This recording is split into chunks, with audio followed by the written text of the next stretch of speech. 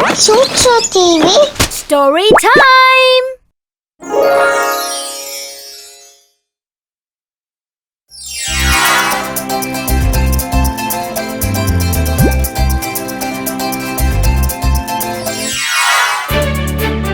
Once there lived a hare who boasted quite a lot about the things that he could do and the things that he could not.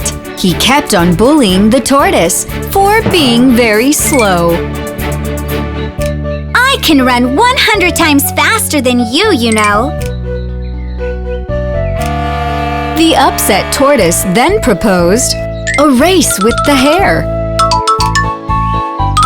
The hare just scoffed. Oh my God! Don't give me a scare! The next day came, and the tortoise stood, ready for the race. The hare was shocked to see him there and gave an awkward gaze. Surprised, the hare exclaimed, I thought you said it just for fun.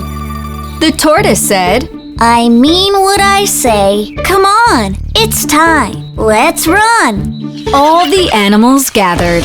What a thrill to watch this race! They saw the tortoise's willpower, and it left them quite amazed. The whistle blew and the race began, with cheers and much fanfare. The tortoise trotted slowly, while swiftly ran the hare.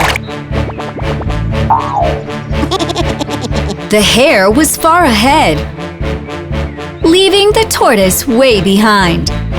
The tortoise moved slowly and steadily, and he didn't seem to mind. The overconfident hare, he thought. Let me take a rest. That tortoise will never ever win, even if he tries his best.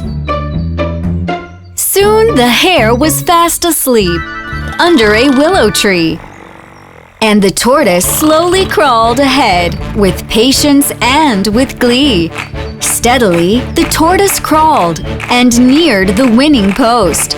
And looking back, he thought, henceforth, that hare he cannot boast. Tortoise crossed the finish line to loud applause and cheer.